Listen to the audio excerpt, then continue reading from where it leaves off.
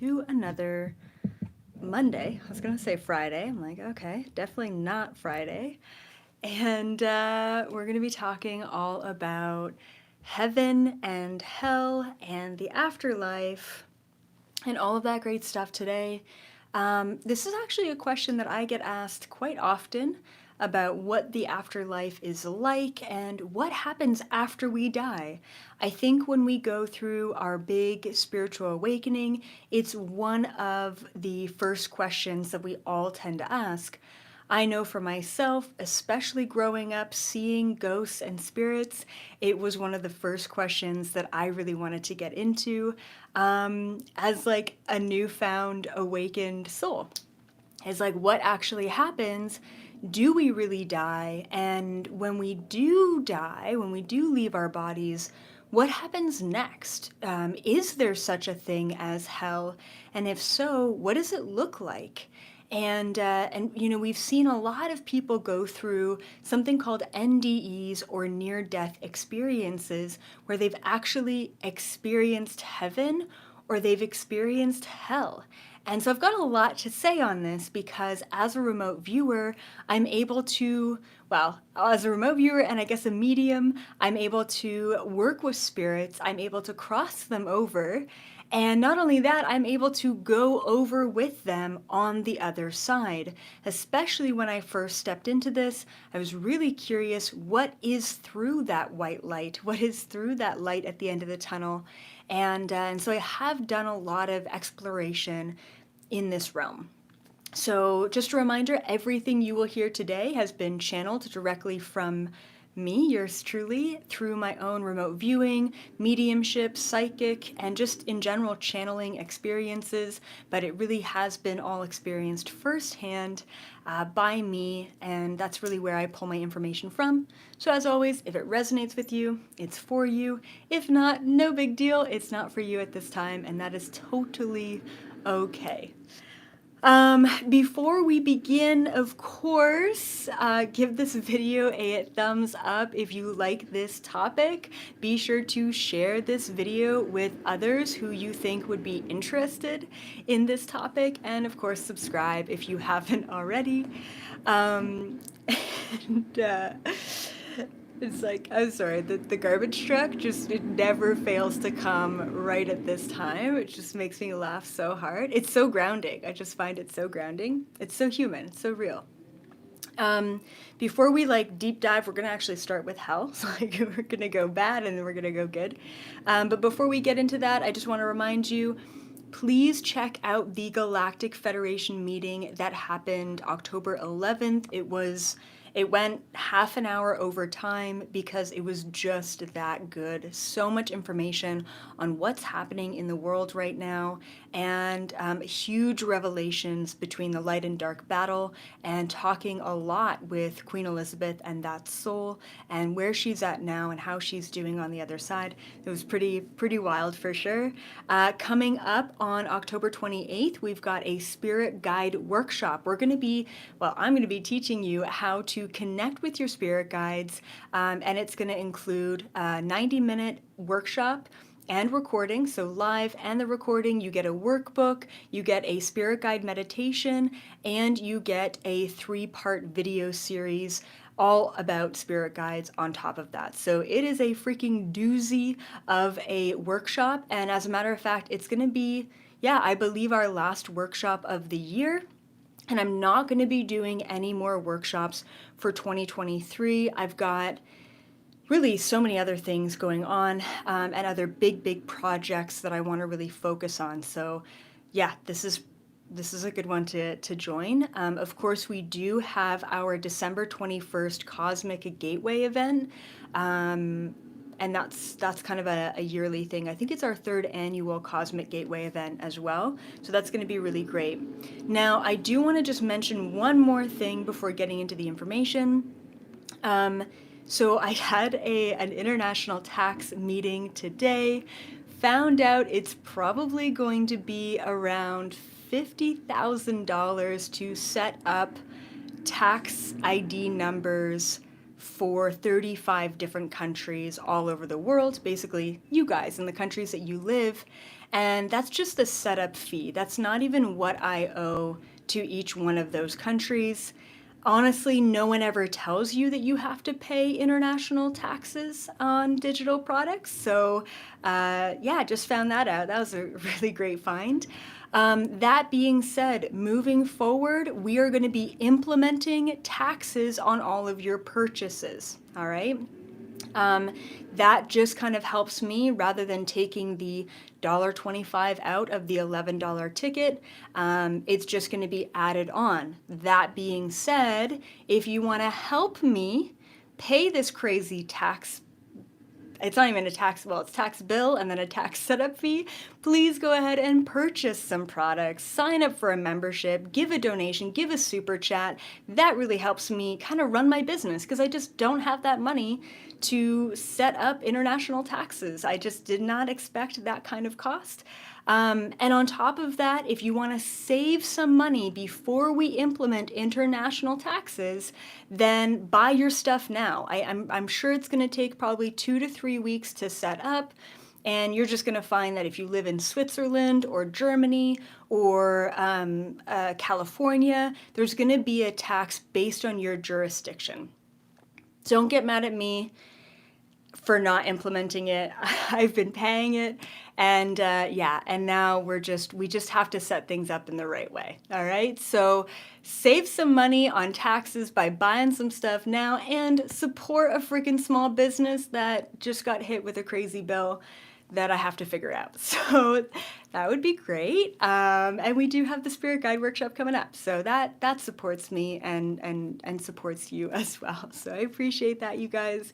And of course, if you're a business and you sell digital products internationally, probably check out the international taxes because we just don't learn about that. No one teaches you how to be an entrepreneur. So yeah. All right, without further ado, let's just kind of deep dive into it. Let's talk about hell, shall we? All right, first of all, does hell exist? Now, I grew up with a Catholic background, so like, it was the biggest fear mongering statement, right? Like if you commit a sin, you go to hell. It was really more so if you commit a sin and you don't admit to committing it and repent for your sins, then you're going to hell. Which is crazy how you could just say murder someone, and as long as you admit to murdering it to God, then you're saved, right? You're forgiven. The whole religious system does not make any sense to me, and it definitely didn't, back in the day when I was in it as a child. So hell is kind of, it's just like it's a weird word to use because it is such a religious word. What I would say is our conception of hell, maybe not the fire and the brimstone, but the feeling of being stuck as a soul.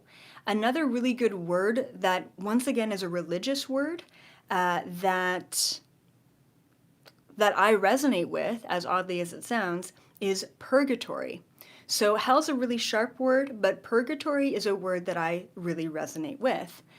Just because there's no other word to describe when a soul gets stuck in the in-between world.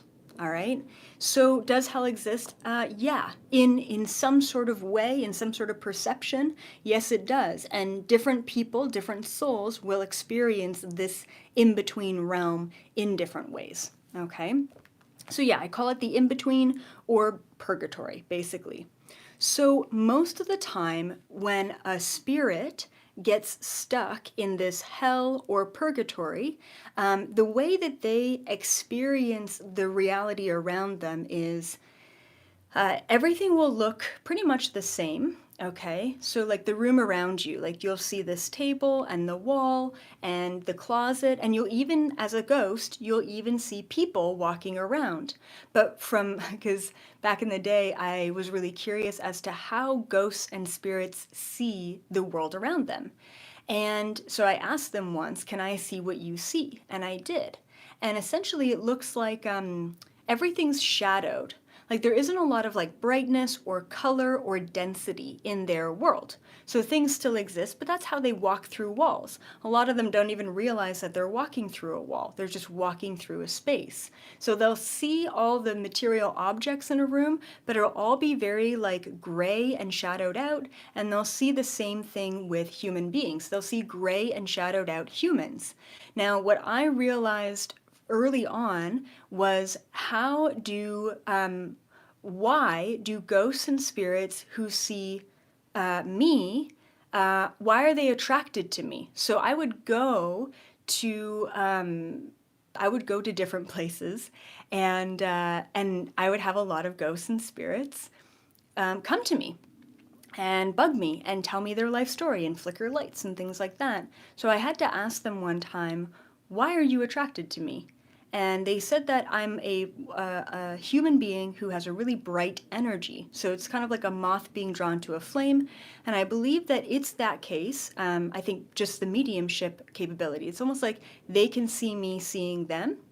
And they really know that I am a way out of this purgatory. I'm a way out of this this hell or this in-between place. And I think they see most mediums and other spiritual people with higher vibrations, they get attracted to them. Okay? And that's just naturally what happens to people who can see ghosts and spirits. That's just what I figured out from early on. So sometimes when a spirit doesn't cross over and gets stuck in this in-between realm, basically it's what they make it. And thank you so much, Tracy and NZ, for that beautiful super chat. So what I'm saying here is basically there are some near-death experiences that people have had where they see the fire and the brimstone and basically the hell in the way that their Catholic religion has told them hell is. And so there's two reasons for this. One, this in-between realm can also just be a dark blank space. It's almost like a dream realm, okay? So if you think that you're going to hell, and you're not able to cross over, you're literally going to be stuck in fire and brimstone. And most of the time I see this with very Catholic people or people who think that they've done really bad things, even if they haven't, and they go to this place that they really create and make up in their mind. There are other cases, I believe, where people are kicked out of their body. Maybe it's a drug overdose, maybe it's an accident or what have you. And instead of crossing over, they get pulled by an entity or a being into a different dimension. And there are dimensions that are traditionally looking like the hell that's explained in the Bible. And that's where you see some of these near-death experiencers going to a traditional hell place, okay? So does it exist? I would say, yeah, there's a place that souls can get stuck. So now the question is, how does a soul get stuck in purgatory? How does a soul get stuck in hell? Okay? Unfinished business. If you pass away really, really suddenly and you were planning on going to your child's wedding, or you were waiting for your, I don't know, you're waiting to get a promotion, or, you know, you were just about to move into a new house, there might be some unfinished business, or maybe you never said the thing that you wanted to say to someone, right? That unfinished business is going to affect you, and you're going to kind of stick around in this weird intermediary place before you are able to cross over.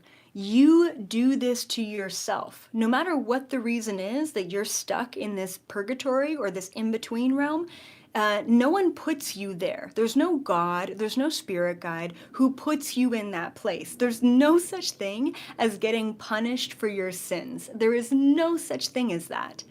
If you feel you have unfinished business, you will be in that place. And thank you so much, Cindy, and also Monica, for those super chats. Super appreciated. Okay, the second reason why you would get stuck in this place is unresolved emotions. A lot of souls who just feel like they weren't heard, they weren't seen, they didn't, express what they wanted to. Sometimes I'll connect with a spirit who's in that in-between place, and they're angry, they're pissed off, and usually that anger, that emotion, that energy keeps them there. And then also another reason why souls get stuck is unawareness of death. This is actually probably the number one reason why I see souls in the in-between is they just don't actually realize that they're dead.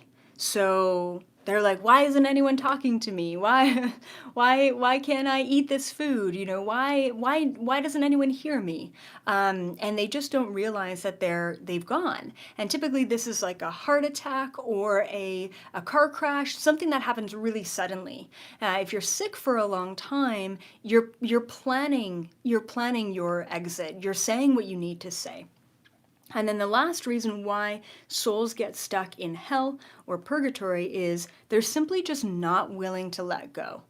And a lot of souls that I've crossed over and I've worked with and I've talked to all believe that if they leave that place, then they will they're leaving their family, they're leaving their home, they don't realize that they can come back, which is weird. Like, why don't souls get a crash course on, so you're here for this reason, and this is why, and if you just do these things, you can move on. And that's where mediums step in and say, hey, what's going on, and how can I help you get to the other side, right? It's just same thing with entrepreneurship. Like, no one gives us a handbook. We just have to figure it out.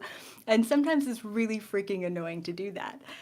Now, I do want to say that typically souls with unfinished business or unresolved emotion typically turn into like entities, like dark entities. And that's where like poltergeists and, hauntings will happen in homes.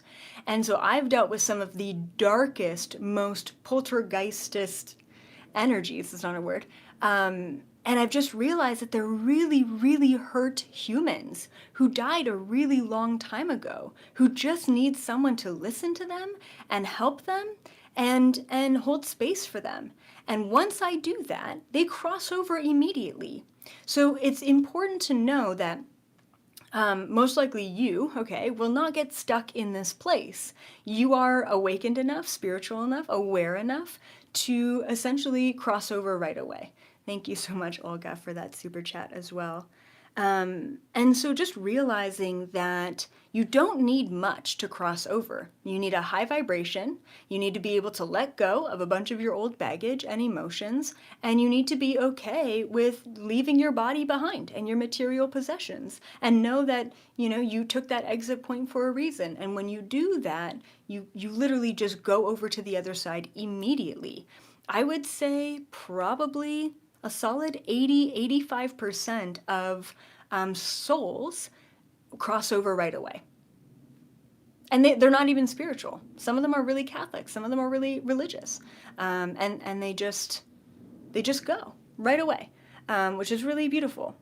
And thank you, Celine, speaking of beauty, for that super chat as well. So that's basically the rundown on hell and purgatory and that in-between world, and hopefully that kind of gives you some perspective on what happens to those souls. And so I just want to let you know that you don't have to see or feel spirits or entities in order to help cross them over. You don't really have to be a medium or have that label to cross them over. All right, so here's what I recommend. If you feel like there is an energy lingering around or there's some kind of creepy activity happening, typically lights flickering, drawers opening, things being knocked over or moved is a good indication that there's a spirit around you that just needs your help. And all you have to do, you don't have to get someone in or pay someone or train yourself to be a medium to help them. You just have to say, hey, I recognize that you're in my space, and I want to let you know that you are safe to cross over. And as a matter of fact, you can come back here anytime, because the second they cross over through that white light, they become ascended. I don't know how else to say that, like awakened, in a sense that immediately all of their heavy energy, all of their emotions, their attachments, their ego, their limited perspectives, all vanish in an instant, and they move over to the other side. So let's talk about the process of the afterlife. What happens really after death? So here's what I've experienced. When a soul decides to leave a body, You can think of the soul literally leaving the body, floating out of the body. And typically there's always your guardian angel who is there to greet you. Like always, always. Even those who don't choose to cross over. And the guardian angel will say, hello, welcome to the afterlife. You've passed away. And in order to proceed, you need to walk through this white light. And it's said kind of without words, more telepathically, energetically. And so you go down this long hallway. And sometimes you'll see your friends and family members down the hallway, and sometimes you'll see them when you kind of merge through the portal. So it's like this long, dark hallway, and then there's this white light, which is so funny how we hear that all the time about near-death experiences and the afterlife. It's like there's this tunnel and then this light, and it really is like that. And then through the white light portal, there's all of your friends and family, relatives, everyone who's crossed over before you, ancestors, spirit guides, you name it, they're all there for you. And you move through the white light, and all of a sudden you're in what we could consider heaven, or the afterlife, which is really beautiful. And like I said, immediately all of the heaviness, all of the burdens, all of the ego, all of the attachment in this reality dissipates immediately when you cross over to the other side. Like I said, there are certain souls who say, nope, I refuse to admit that I am dead. I refuse to move on. I still have work to do here, and I'm staying here. Like usually it's like very stubborn souls, and that's where they kind of get stuck in that in-between. Sometimes souls will get attached to material objects that they felt were really important to them, and sometimes souls will get attached to homes or living situations. Sometimes souls or spirits will get attached to the last place that they were. So maybe they ended up dying in a hospital, and they'll just roam the halls of a hospital, and they don't really know that hospital very well. Sometimes a soul will get stuck in purgatory or that in-between place and go back to their childhood home and kind of, haunt the halls of that. Sometimes they just get stuck in this liminal kind of dark space realm, and get stuck in that. I've seen individuals who have crossed over in car accidents, wandering the roads, and I'll just mention that anytime I see a cross or flowers on the side of a road, I'll always open up a white light portal. I won't bother. I'm usually driving. I won't bother like kind of seeing if there's a spirit there and trying to communicate with them and cross them over. I just reopen up that white light portal, and I do that for every graveyard that I pass and every animal that I see that's on the road who has also passed away, just to make sure that they've crossed over, or give them that extra opportunity, right? Okay, what else about crossing over in the afterlife? Yeah, that's pretty much it. You're just like, you're greeted with the white light, you go through the white light, and then you're in this heavenly place. So what is heaven? What is heaven? A great question. So heaven, afterlife, I also call it the in-between, because it is truly the in-between your lifetimes, in between incarnations. So it's essentially, once again, the light at the end of the tunnel. Your spirit guides, your loved ones are over on the other side. And I don't want to say immediately when you get through this white light tunnel, but soon enough, you are presented with a life review. And the way that I've always seen, or maybe just interpreted, the life review is like this giant book of your current life. All of your decisions, all of the people you met, all of the unfinished business, all of the karma, all of the lessons that you learned, all of the places that you went, all of the vibrations that you spread are in this book. I've always seen it as a book, but maybe that's just the way that I perceive it. And so this person, this soul, ends up opening the book and going through their life review with their spirit guide or guardian angel. And essentially, it's kind of a recap of your life. What did you do? What did you miss? What did you learn? What did you refuse to learn? What did you repeat? And so on. And that life review will give you the blueprint for what you need to do in the next life. And so let's just talk about this place. What is it, right? What is this heavenly place? So from what I understand, it's actually not a dimension, okay? So a dimension is where a soul is separate from source and is individually incarnated to experience the lessons within that individual incarnation. Heaven, or the afterlife, is actually just a part of source. It's a part of the whole. It's a part of God, or whatever you want to call it. And so it's kind of a place of unity, but what's really unique about it is we still get to be individual souls while we're in that place. And so sometimes when you cross over, you recognize other individual souls as, like, how do I say this? Members of your soul group, and we're going to talk about how weird this all gets, because it gets really weird. So we recognize these other individual souls as part of your soul group or your soul family of like, hey, Uncle Stewie is here. You know, he passed away 10 years ago. That's, you recognize them with the frequency that they were, that's like most familiar to you in the moment, but they're just souls. Like, I don't know how else to describe that. It's kind of difficult. Like, it's just a bunch of souls wandering around. So in a sense, this is why it's unique to be in this place. It's not a dimension. It's a part of source, but we're still separate from source in the way that even though we don't have a body, we're still individual souls existing. That's what's really unique about it.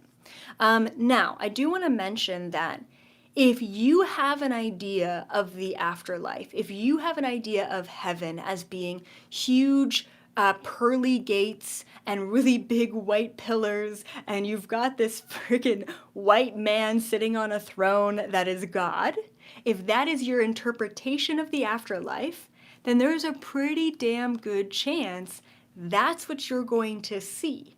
That's what you're going to experience in this place, because that's your perception of it. So it's kind of hard to say that there's just kind of a one experience for all, but the white light at the end of the tunnel, you're having your spirit guides there, doing the life review is absolutely something that everyone experiences. I think the way that you interpret it, perceive it, or see it, it can be different for everyone, which makes it, once again, kind of like a dream dimension, kind of like a place where if you think it comes into creation instantly. There's no density to hold back that creation or manifestation or projection and perception, right? So I just wanted to bring that up. And then what I find is after your life review, souls in heaven, souls in the afterlife, tend to hang out for a little while, all right? Now, what is a little while? Sometimes this could be generations. Sometimes this could be weeks. Sometimes it could be years. They're just kind of there until they feel pulled to be incarnated again. There was something I wanted to say about that. Oh yeah, it is very, very rare that you go to the afterlife and you get reincarnated right away. It is extremely rare. However, there was a client that I had probably 8 years ago now, and crazy enough, so he had twin daughters, and I think they were like 6 years old. And his twin daughters were born the same day that his father had passed away 10 years prior. Turns out, and I'm like, this is going to sound weird. And to be honest, I'm not used to channeling this because typically when a soul crosses over, like they're over on the other side for a long time. But I told him, I said, I see this twin of yours in particular, and they were identical too. I said, I see this twin of yours as your father.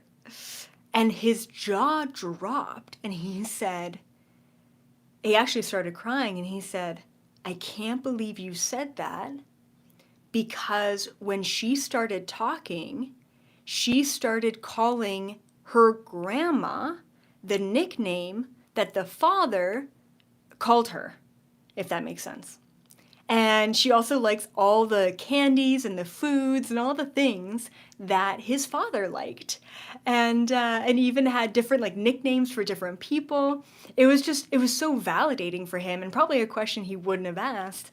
And so I told him it's really rare that this happens, that a soul decides to incarnate. But the reason why that soul decided to reincarnate right away was because he felt like he had unfinished business. He crossed over to the other side and he's like, I want to come back. It was like so beautiful. And he said that at that point, at around 6 years old, he said that he was starting to lose his father in his daughter and started to really gain his daughter. As weird as that sounds. So it's like the personality of the father started to drift at around the age of 6, and the daughter's personality, I guess the new incarnated experience of the daughter, started to really step in. So it's not a different soul, it's the same soul, just starting to create that identification with the new body. It's such a trip, right? It just gets really interesting. And then, once again, in the afterlife, you plan your next incarnation. Now, one of the questions that I've been asked before is, when you're in this place, can you plan any incarnation? And to be more specific about that question is, when you go from a human and you go to the afterlife or you go to heaven, can you plan on being an Arcturian in your next life? Yes. Every interdimensional soul, every plant soul, every animal soul, and it doesn't even make sense to call them animal souls and plant souls and ET souls, because there is no difference. A soul's a soul. Every soul in the entire universe, this universe anyway, goes to the same afterlife. They go to the same place. They go back to source. And from there, they decide where they want to go in the entire universe. So depending on what karma you have to play out, what lessons you have to learn, you make the ultimate decision. You plan out your ultimate soul contracts and blueprints for your next life, once again, anywhere in the universe. And your spirit guides will guide you with this. So they'll be like, meh. If you're like, hey, yeah, so I had a cat in the last life, and that was a pretty damn good life, and I'd love to be a cat again. And your guides would be like, yeah, you got a lot of work to do, and being a cat wouldn't necessarily complete the contracts that you have, so we don't recommend it, right? So they make recommendations based on what you've learned, what you have to learn, what you have to clear. Wouldn't we all just like to be a cat on a lap? I know I would. But sometimes it's not the most efficient and effective lifetime to incarnate into. All right? Okay, cool. So I want to just really briefly go over the purpose of every incarnation. And what's so cool about this short little snippet of existence, of information, is that it really, truly applies to every single incarnated being in the entire universe. At least that's what it applies to this universe. It's quite rare that I get to say one thing that applies to everything and everyone. But this for sure is one thing that applies to everything and everyone, which is pretty badass. So, what is the purpose of every incarnation? No matter if you choose to be a crystal or a plant or an ET or a human or a jaguar, what's the purpose? There are two things that every soul contract blueprint needs to have for every incarnation, no matter what the incarnation is. One is, what are you there to gain? What are you there to gain? And two, what are you there to give? Why are you there to? What are you going to give? Okay, my English isn't great today. So essentially, you incarnate into a lifetime in order to gain access to something. Typically, what you gain access to, because you can't take any material stuff with you, is a lesson, an experience, and usually many lessons, many experiences, based on the limitations and the access that you have in that incarnated physical body, in that dimension. And then the second thing is give. What are you there to give? What are you there to give humanity? What are you there to give the planet? What are you there to give the ecosystem, the environment? And typically, this is your mission. So here's what's really fascinating. The majority of starseeds that I've met, the majority of galactic volunteers that I've met and that I've channeled who are here on the planet, which is a lot, they always misunderstand their mission as what they're here to receive. You know those people. You're probably one of them. What are you doing for yourself these days? Oh, well, I'm on this mission to help my neighbor, and they're really kind of struggling to find themselves at this time. So I'm really sitting down with them and talking. Okay, whoa. You're giving, though. I was like, oh, but I always receive when I give. I get that. I get that we feel fulfilled and we feel satisfied by giving to others. But our mission is not what we're here to gain. Our mission is specifically what we're here to give. So I want to really ask all of you, what are you here to learn? What are you here to receive from this experience? And maybe your next question is, shit, well, how do you find out what you're here to learn, what you're here to receive? It's actually pretty easy to find out. It's probably easier to find out what you're here to receive rather than what you're here to give. Your mission, right? The biggest question is like, what am I here to do? What am I here to do? What's my mission? But what's really important is, what are you here to gain? Because if you don't gain what you're supposed to gain, if you don't learn what you're supposed to learn, guess what? You're coming right on back. If you don't complete your mission, no big deal. You just move on. You do the mission another time. You have to learn what you're here to learn. So here's how you figure out what you're here to gain. Your biggest repeating patterns, your biggest challenges, your biggest struggles. If you're like, I'm a hopeless romantic and, I always go after the wrong partner. I try so hard, I do everything I can to work really hard, but I'm always struggling financially. Whatever that big pattern is, whatever that big challenge is, whatever that big repeat is what you're here to learn. How do you learn the thing? And this is not what this video is about, but I'll just kind of plant a seed. How do you learn what you're here to learn? Is you make different choices than what you've made before to complete the lesson. You can replay this video to get that again, but seed is planted. All right, once again, the purpose of every single incarnation, written in every single blueprint, in every single contract, throughout every single existence in this universe is, you're here to give something as a mission, you're here to gain something as a lesson. Figure that out and you are golden, my friends. All right. So I'm going to end this video with something really, really weird, okay? It gets really weird in the afterlife. And I'm going to try my best to explain this because it gets pretty quantum pretty quickly. Before I get to this last point, once again, be sure to give this video a thumbs up. If you do enjoy the video, make sure to subscribe if this is your first time here, and definitely share this video on social media platforms. Tag me on Instagram. Follow me on Instagram if you haven't already. Beware of the scammers on Instagram. And then check out the Galactic Federation October event. That was incredibly mind-blowing and very validating. We've got a spirit guide workshop coming up on October 28th.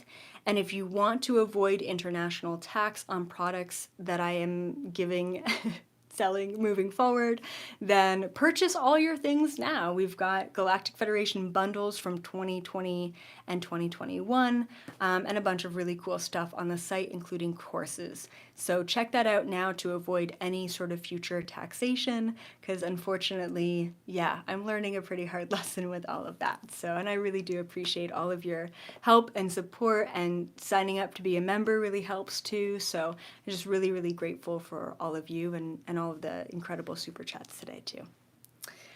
All right, where it gets weird. So time does not exist in the afterlife. It doesn't. It's really weird.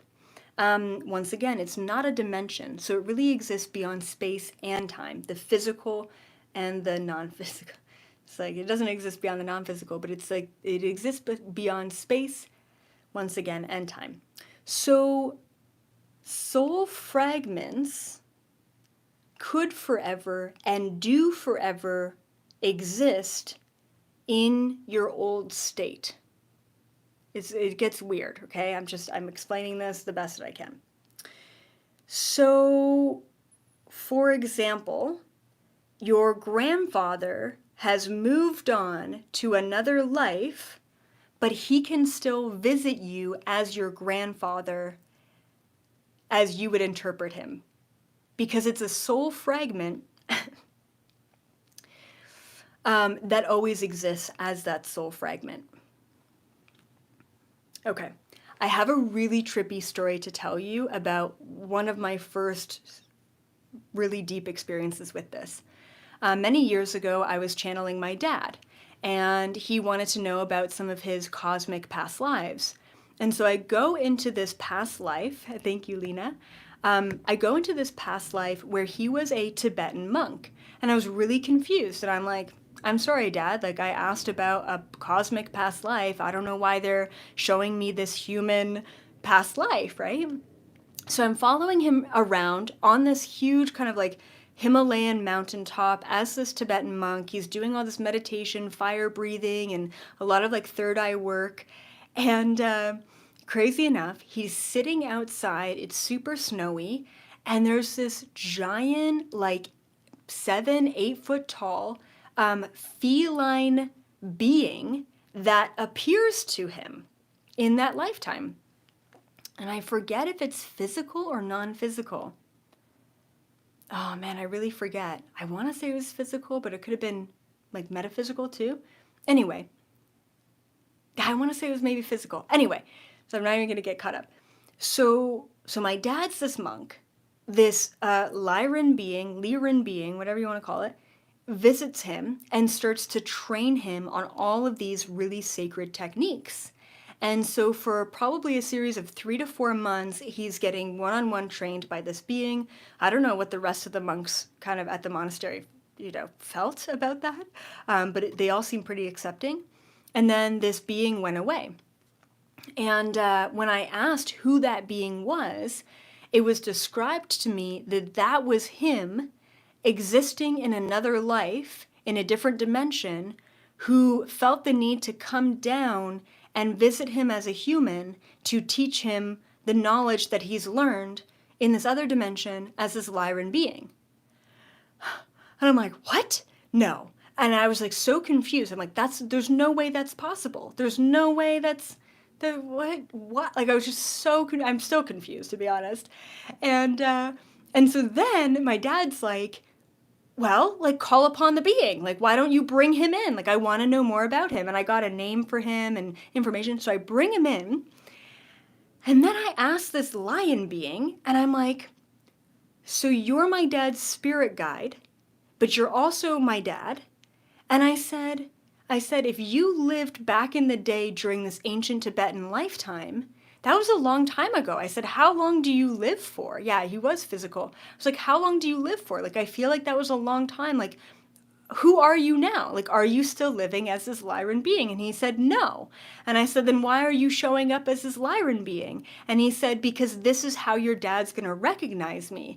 And then I said, well, how do you look now? And he literally showed me this like dark-skinned, super tall, like almost honestly creepy. I told my dad, I'm like, you look creepy now. Like creepy looking tall gray being with like a very sharp kind of head tilted back, and very dark eyes, but also very dark skin. And he was good. He was a high vibrational being, very kind of wise and mystical as the gray, but such a different energy than the Lyran. So here I am channeling a human past life where his interdimensional soul fragment is currently existing, who wanted to help him in the physical in that lifetime. And then I bring in this Lyran being as a spirit guide who is projecting himself as someone that he would recognize, but he's not currently that. And then he's this other being, but he's still a soul fragment and a spirit guide, but he's also still my dad. And it was just like, it was a lot. It was a lot. And with that, I'm going to leave you all off. Thank you so much for being here. I super appreciate each and every one of you. Have an amazing rest of your week. I hope you have some pretty awesome dreams about all of this and the afterlife. And hopefully I validated some things. answered some things for you, and then also opened up your mind about how weird the whole dimensional reality existence incarnation can really be. So make sure you share this video and subscribe. And yeah, until next time, as always, you guys, I will see you in the new Earth frequency. Bye for now.